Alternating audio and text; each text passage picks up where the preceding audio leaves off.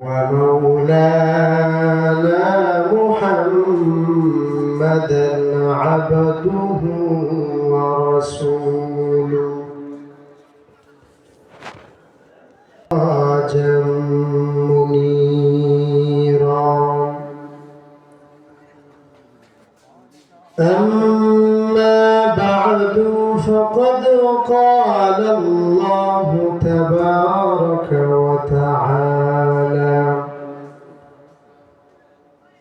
وتعالى في كلامه المجيد وفي فرقانه الحميد. أعوذ بالله من الشيطان الرجيم. بسم الله الرحمن الرحيم.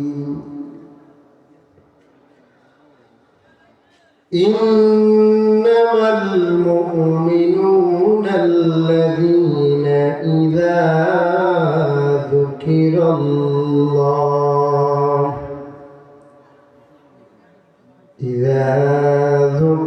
الله وجلت قلوبهم وإذا تليت عليهم آياته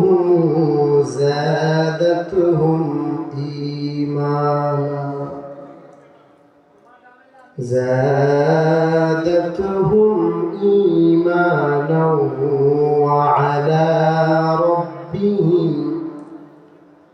وعلى ربهم يتوكلون. الذين يقيمون الصلاة ومما رزقناهم ينفقون. أولئك هم المؤمنون حقا لهم درجات عند ربهم ومغفرة ورزق كريم. صدق الله العظيم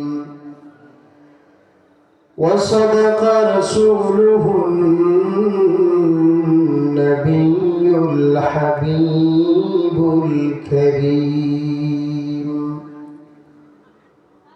ونحن على ذلك لمن الشاهدين والشاكرين والحمد لله رب العالمين. وقال رسول الله صلى الله عليه وسلم: كل أمتي يدخلون الجنة إلا من أبى. قيل من أبى يا رسول الله؟ قال من أطاعني دخل الجنة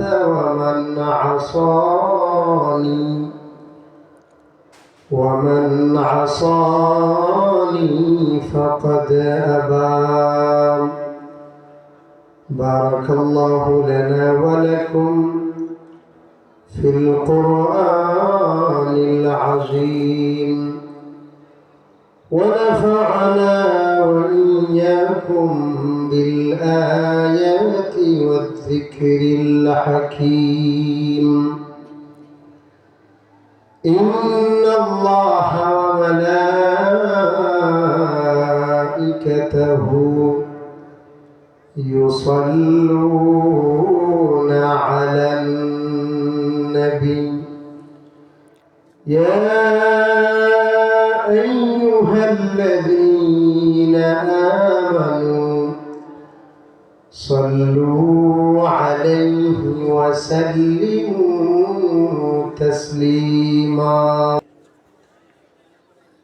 একটু সামনে যদি আইবেন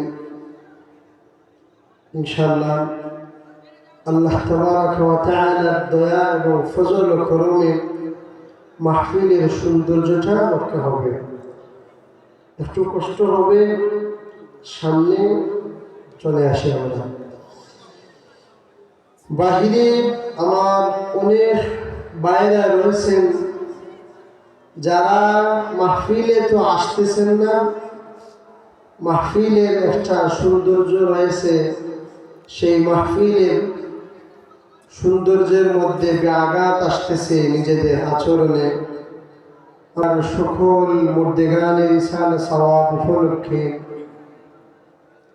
ওয়াজ ও দোয়া মাহফিলের সম্মানিত শ্রদ্ধাভাজন সভাপতি, প্রধান অতিথি হযরত মাওলানা শামসুল উলামা আল্লামা ফুতুলি সাহেব কিবলা রাহমাতুল্লাহি আলাইহি সুযোগ্য নাতি,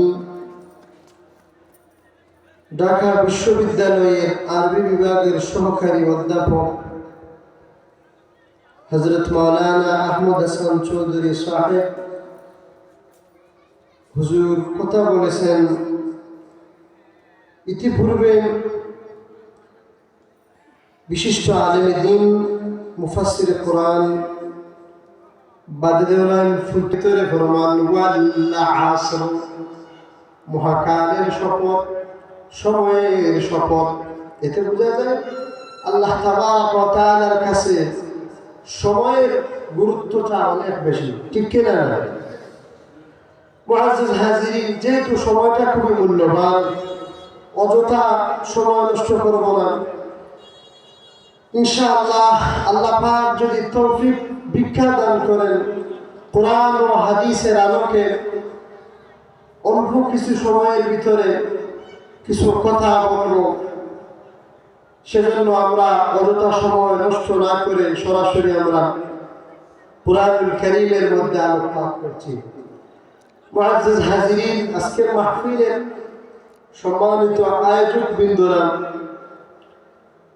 আমাকে একটা বিষয় তারা নির্ধারণ করে দিয়েছেন। এই বিষয়টা হচ্ছে ঈমানের গুরুত্ব। ইনশাআল্লাহ যদি আল্লাহ পাক তৌফিক দান করেন, ঈমানের গুরুত্ব ও তাৎপর্য এই বিষয়ে আমরা কোরআন ও হাদিস থেকে কিছু কথা বলবো। আমরা যারা এখানে বসছি কথা শুনবো, এই বলা আর এই শোনা আর বলা চলে, কাল কিয়ামতের দিন আল্লাহ তাবারক ওয়া তাআলা আমাদের নাজাতের জন্য কবুল করবেন, এই বিশ্বাসটুকু আমাদের আছে ইনশাআল্লাহ। মুআজ্জাজ হাজিরিন, বাহিরে যারা আছে তাদের সম্পর্কে আমাদের কোনো আলোচনা নাই।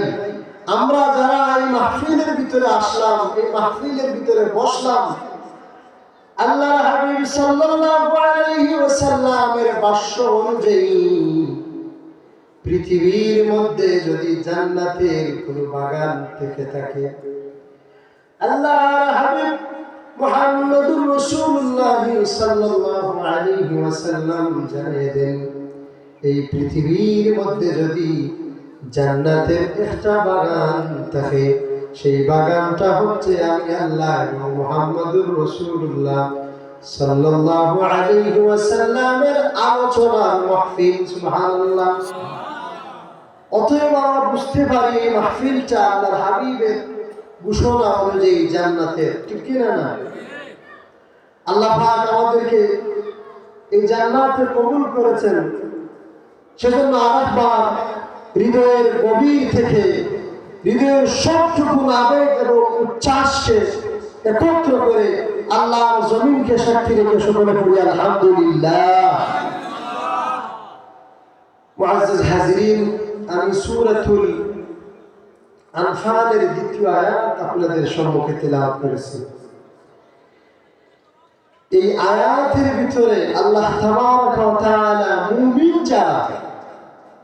যাদেরকে জান্নাত দেবেন এই ওয়াদা যখন দিয়েছেন, সেই মুমিনদের বৈশিষ্ট্য তুলে ধরেছেন। সুবহানাল্লাহ। আল্লাহ পাক রব্বুল আলামিন জানালেন, পৃথিবীর জমিনে এমন অনেকগুলো মানুষ রয়েছে যাদের জন্য আল্লাহর জান্নাত সর্ব অবস্থায় অপেক্ষমান থাকে। সুবহানাল্লাহ। আল্লাহ তাবারক ওয়া তাআলা জানালেন,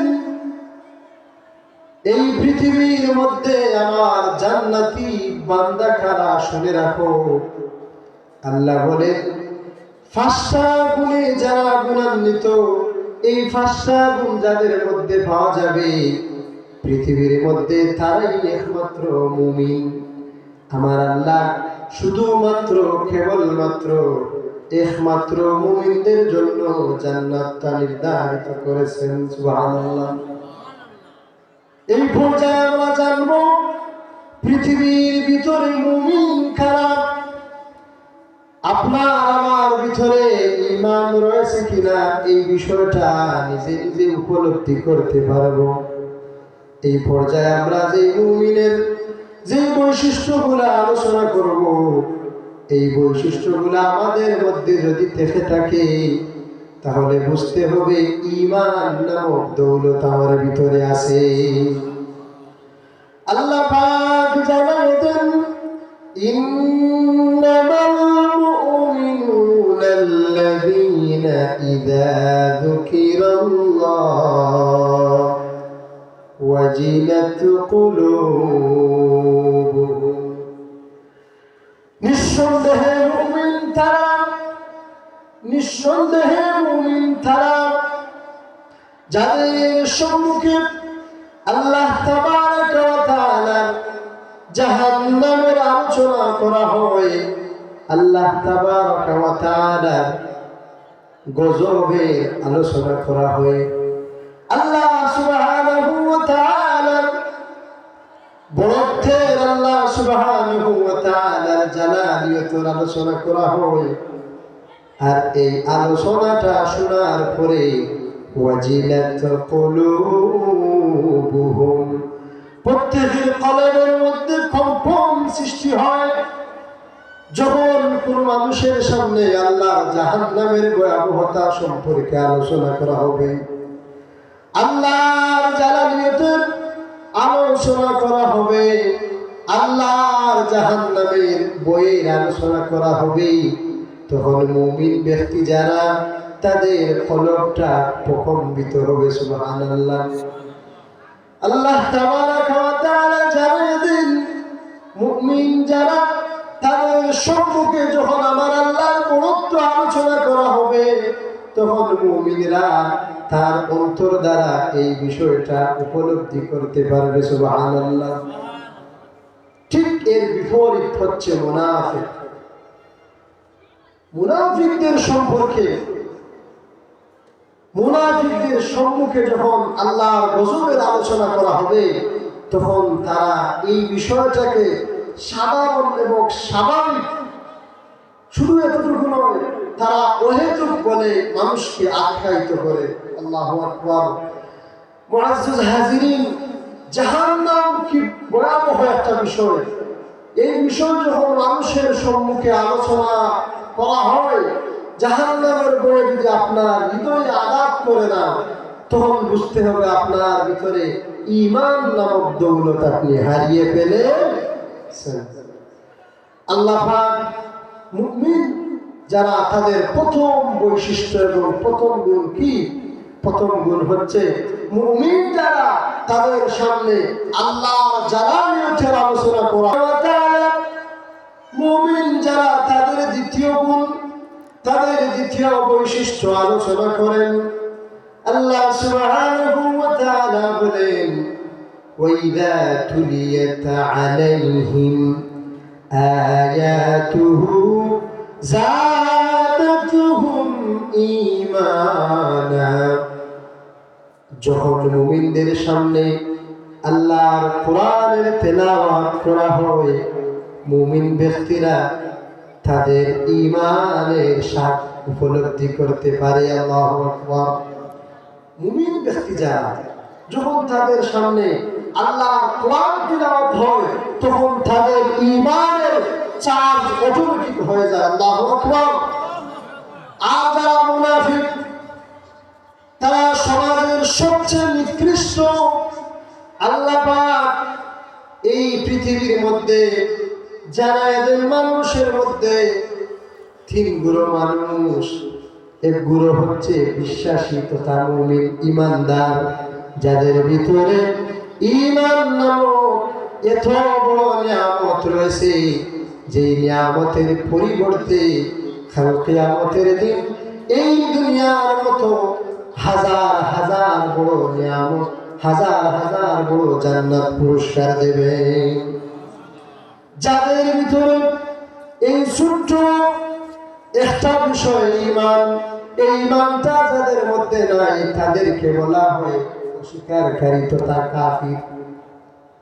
আমরা সহজে বুঝতে পারি মুমিন যারা, তারা আল্লাহকে বিশ্বাস করে, আল্লাহর গজবের আলোচনা শুনলে তাদের অন্তরের মধ্যে বড় খৌফ তৈরি হয়, সৃষ্টি হয়।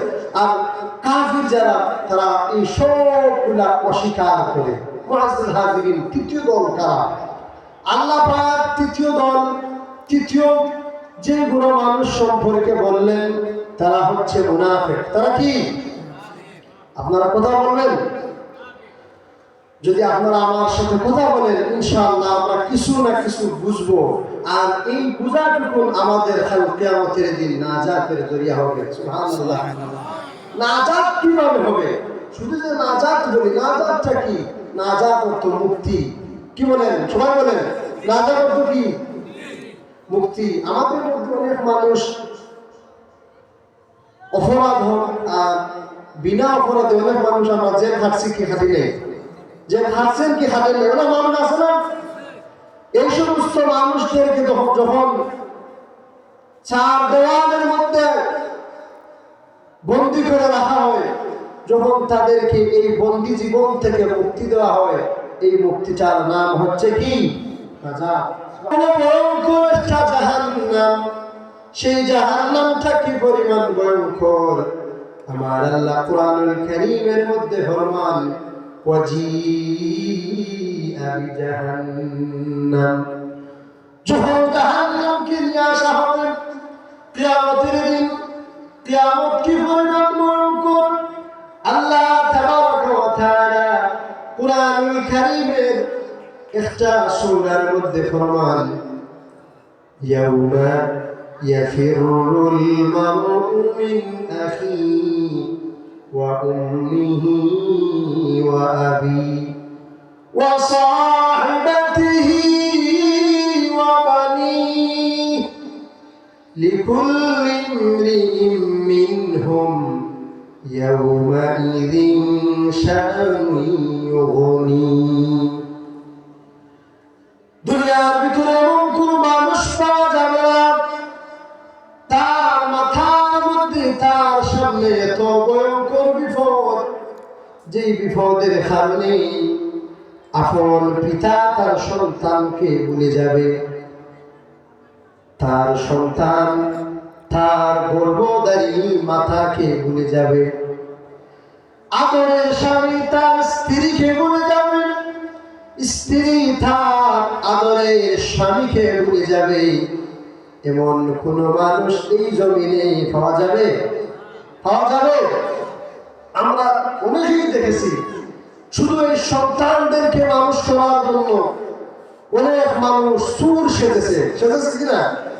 মানুষ চুর হয় শিল্পপতি হওয়ার জন্য, মানুষ ডাকাত হয় কোটিপতি হওয়ার জন্য, মানুষ চুর হয় ডাকাত হয় শুধুমাত্র তার সন্তান সন্ততিদেরকে ভালো রাখার জন্য, এই সমাজে তাদেরকে এস্টাবলিশ করার জন্য, এই সমাজে তাদেরকে প্রতিষ্ঠিত করার জন্য। ঠিক কিনা? আমাদের মাঝে অনেক মানুষ এই দূর প্রবাসে আছে কি নাই? এই মানুষেরা কেন প্রবাসে যায়? শুধুমাত্র এই পরিবারকে শান্তি এবং সমৃদ্ধি এবং সুখে রাখার জন্য। মোহতারাম হাজিরিন, ঠিক আছে আমার কথা? এই পৃথিবীতে একটা মানুষ পাওয়া যাবে না তার মধ্যে এত বিপদ রয়েছে, তার ভিতরে এত ডর আর এত ভয় খাওয়া যায়, যে বইয়ের কারণে তার আপন সন্তানকে ভুলে যায়। পাওয়া যাবে? পাওয়া যাবে না? পাওয়া যাবে না। একবার চিন্তার বিষয়, আল্লাহ পাক কুরআনুল কারীমে এক পর্যায়ে বলেন, ইয়াউমা ইয়াফিরুল মারউ মিন আখি ওয়া উম্মিহি ওয়া আবি ওয়া সাহিবাতিহি ওয়া বানি। নিজের গর্ভধারিণী মা, নিজের গর্ভধারিণী মা তার সন্তানকে ভুলে যাবে। কি পরিমাণ বিপদ! বুঝতে পারছেন? যখন জাহান্নামকে নিয়ে আসা হবে, ওয়াজিআ বিজাহান্নাম, জাহান্নামের বয়ে ময়দানে মাহশরের মানুষের ভিতরে এত ডর আর এত ভয় থাকবে, তামাম উম্মতের অবস্থা ছেড়ে দিলাম। নবী মুসা কালিমুল্লাহ, আমরা দুনিয়ার জমিনে জেনেছি আল্লাহর নবী, আল্লাহর পয়গম্বর মুসা এত জলিলুল কদর মুসা ছিলেন, যে মুসা দুনিয়ায় থাকা অবস্থায় সরাসরি আল্লাহ তাবারাকা ওয়া তাআলার সাথে কথা বলতেন। ঠিক কিনা না? আপনারা জানেন? সেজন্য মুসা নবীকে মুসা কালিমুল্লাহ বলা হয়। মুসা নবী সরাসরি আল্লাহর সাথে কথা বলতেন। আল্লাহু আকবার। এত জলিলুল কদর, ঠিক কিনা না? এত মর্যাদা, এত ক্ষমতাশালী নবী।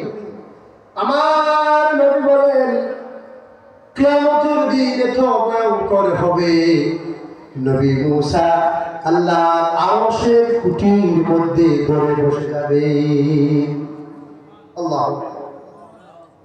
শুধু মুসার অবস্থা এমন হবে না, আল্লাহর নবী জানিয়ে দেন, দুনিয়ার জমিনে যত নবী এবং রাসূল এসেছেন, প্রত্যেক নবী এবং রাসূল ময়দানে মাহশর জাহান্নামের বয়ে, আল্লাহর বয়ে তাদের অবস্থা এমন হবে, প্রত্যেকের জবান থেকে বাইর হবে, নফসি নফসি নফসি। হায় পরওয়ারদিগার, আমারে বাঁচা, আমারে বাঁচা। কঠিন অবস্থা। আপনি বুঝতেছেন আমার কথা? নবীদের কেমন অবস্থা হবে? এই নবীদের মধ্যে আসমানি কিতাব দান করেছিলেন। আল্লাহু আকবার। এই নবীদের তো অবস্থা, যখন জাহান্নামকে নিয়ে আসা হবে, দুনিয়ার মধ্যে আমরা দেখতে পারি সামান্য পয়সাওয়ালা হয়ে গেলে, সামান্য গোষ্ঠী বড় হয়ে গেলে, সমাজের নিম্ন শ্রেণীর মানুষদের সাথে ওই মানুষটার আচরণ এমন হয়, এই সাধারণ মানুষগুলারে মানুষ মনে করে না। আছে কি নাই? এমন মানুষ আপনাদের এলাকায় নাই? কিয়ামতের দিন কেমন অবস্থা হবে আল্লাহ পাক জানায় দেন, লিমানিল মুলকুল ইয়াউম। দুনিয়ার ক্ষমতাশালীরা, দুনিয়ার রাজা বাদশারা, দুনিয়ার আধিপত্যকারীরা, তোমাদের অবস্থা আজকে কোথায়? কোথায় তোমাদের রাজত্ব, তোমাদের বাদশাহী, তোমাদের ক্ষমতা কোথায়? কিয়ামতের তো ভয়ঙ্কর। সাল্লাল্লাহু আলাইহি ওয়াসাল্লাম ফরমান, আমার আল্লাহ এই হুঙ্কারে ময়দানে মাহশরের ভিতরে টু শব্দ করার মতন একটা আওয়াজ আসবে না। আল্লাহ পাক জানিয়ে দেবেন, লিমানিল মুলকুল ইয়াউম। এমন কোন রাজত্বকারী ব্যক্তি আসো দাঁড়াও, দুনিয়ার মধ্যে তো তোমার রাজত্বের কারণে, তোমার ক্ষমতার বড়াইয়ের কারণে, তোমার ক্ষমতার অহংকারে, তোমার ক্ষমতার দাম্ভিকতায় আমার বান্দারা সুখে বসবাস করতে পারে নাই, আছে কি নাই? আল্লাহ রাব্বুল আলামিন রহমানের বান্দা যারা, তাদের কি পরিমাণ গুণ হবে, তাদের গুণ কি হবে আল্লাহ পাক জানিয়ে দেন। ওয়া ইবাদুর রহমান, রহমানের বান্দা তো তারা আল্লাযীনা ইয়ামশুনা আলাল আরদি হাওনা ওয়া ইযা খাতাবাহুমুল জাহিলুনা ক্বালু সালামা। রহমানের বান্দা তারা যারা দুনিয়ার জমিনে নম্র আচরণ করে, আল্লাহু আকবার, যারা দুনিয়ার মানুষের সাথে সুন্দর আচরণ করে। দুনিয়ার মধ্যে এমন ভয়ঙ্কর মানুষ রয়েছে যে মানুষগুলারে যখন মানুষের সামনাসামনি দেখা হয় তখন ওই মানুষগুলা অন্তর থেকে তাদের জন্য লানত স্বীকার করে, ঠিক কিনা? অনেক মানুষ আমাদের সামনে, আমাদের এলাকায় রয়েছেন, যাদেরকে আমরা সরাসরি দেখলে বলি সালাম সালাম কি, কিন্তু সামনে থেকে সরে গেলে বলে অভিশাপ দেখি দেয় না, বলে না আল্লাহর গজব যাচ্ছে, বলে কিনা? এই কথাটা আল্লাহ কুরআনের মধ্যে ফরমান, ওয়া ইবাদুর রহমান আল্লাযীনা ইয়ামশুনা আলাল আরদি হাওনা ওয়া ইযা খাতাবাহুমুল জাহিলুনা ক্বালু সালামা। যখন অজ্ঞ ব্যক্তিরা, মূর্খ ব্যক্তিরা, সমাজের নিকৃষ্ট মানুষেরা, সমাজের মধ্যে যারা বিশৃঙ্খলা সৃষ্টি করে, এরা সমাজের নিকৃষ্ট কিনা? বলেন বলেন বলেন, কথা বলতে হবে। কোরআন বলতেছে, আমরা বলতেছি যদি ক্ষমতা থাকে আল্লাহর সাথে যুদ্ধ করো, ঠিক কিনা? কোরআন থেকে বলতেছিলাম যদি এমন কোন ডাকাতি এলাকায় থেকে থাকে তাহলে আল্লাহর সাথে যুদ্ধ করে, আমার সাথে যুদ্ধ করতে হবে। আমরা কোরআন পড়তেছিলাম, কোরআন থেকে আলোচনা করতেছিলাম। আল্লাহ পাক বলেন রহমানের বান্দা যারা, তাদের আচরণ হবে নম্র, তাদের আচরণ কি হবে? তাদের আচরণ হবে ভদ্র, তাদের আচরণ হবে সমাজের সুশীল সমাজ প্রতিষ্ঠার আচরণ, ঠিক কিনা? অহংকার করা যাবে? ক্ষমতার বাহাদুরি দেখানো যাবে? ক্ষমতা কার? একমাত্র আল্লাহ। আল্লাহ কোরআনের মধ্যে ফরমান লিমানিল মুলকুল ইয়াউম, এই ভয়ঙ্কর সমাজের দুষ্কৃতীরা, তোদের ভয়ে আর তোদের ডরে মানুষেরা সমাজে তার অবস্থাটা প্রয়োগ করতে পারে নাই। আছে না নাই ভাইরা? কিয়ামতের বড় থাকবে। আমি তো এই সমস্ত নাদানদের কথা বোঝাবার জন্য এই আয়াত পড়ি নাই। ওদের অবস্থা কেমন হবে আল্লাহ ভালো জানেন। ঈমানদার মুত্তাকি আল্লাহর ওলি যারা, আল্লাহর পয়গম্বর যারা, যারা সরাসরি আল্লাহ তাবারক ওয়া তাআলার সাথে কথা বলেছেন, সেই সমস্ত পয়গম্বরদের অবস্থা কেমন হবে সেই কথা বলতেছি, ঠিক কিনা? না আল্লাহর মায়ার বান্দারা যারা এই পৃথিবীতে আম্বিয়া আলাইহিস সালাম যারা, তারা হচ্ছেন আল্লাহর সবচেয়ে প্রিয়, ঠিক কিনা? না নবী এবং রাসূল করে প্রিয় আর কেউ আছে? এই নবী এবং রাসূলদের অবস্থা এমন হবে আল্লাহর আরশের কুঠির মধ্যে ধরে, আরশের কুঠির মধ্যে ধরে ময়দানে মাশরে বসে যাবেন। আল্লাহু আকবার। যদি নবী এবং রাসূলের অবস্থা এমন হয় যে সমাজের দুষ্কৃতীরা, নাফরমান যারা, যাদের কারণে মসজিদের মধ্যে ইমাম সাহেব সঠিক কথা বলতে পারে না, আছে কেন? আছে না নাই? এইরকম মাহফিলে কোরআনের সরাসরি কথা বলতে পারে নাই, আছে না? দেখায় এরকম দেখায়, আছে না? ওদের অবস্থা কেমন হবে? আল্লাহ বলেন ময়দানে মাহশরের অবস্থা এমন হবে, এমন উত্তপ্ত অবস্থা হবে, আল্লাহর রাজত্ব যখন শুরু হয়ে যাবে,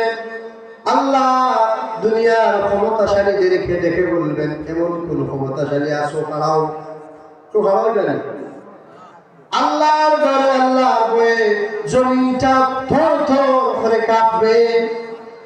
আল্লাহ নিজে আবার জানিয়ে দেবেন, লিল্লাহিল ওয়াহিদিল কাহ্হার, আজকের রাজত্ব আমার, আজকের ক্ষমতা আমার, আজকের সবকিছুর মালিক আমি।